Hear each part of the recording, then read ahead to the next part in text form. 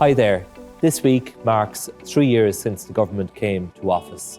It has been such an honour for me to serve as Minister for Public Expenditure and Reform, and since last December as Minister for Finance.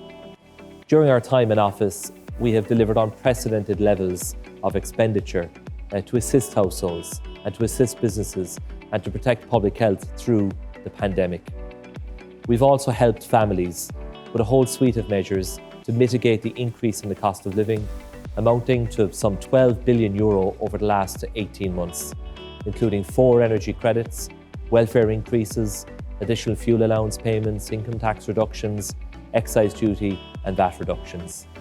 These interventions have been absolutely critical to supporting our society and our economy.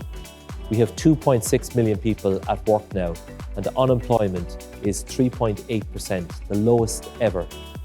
And the public finances are in robust shape, with strong surpluses in prospect over the next number of years. This will allow us to build more social and affordable homes, employ more Gardaí, teachers and nurses, and importantly, we will put aside money for future costs we know will arise. Fianna Fáil is proud of our record in government, strong economy, investment in public services and sound public finances, and we look forward to achieving much more in the years ahead. Thank you very much.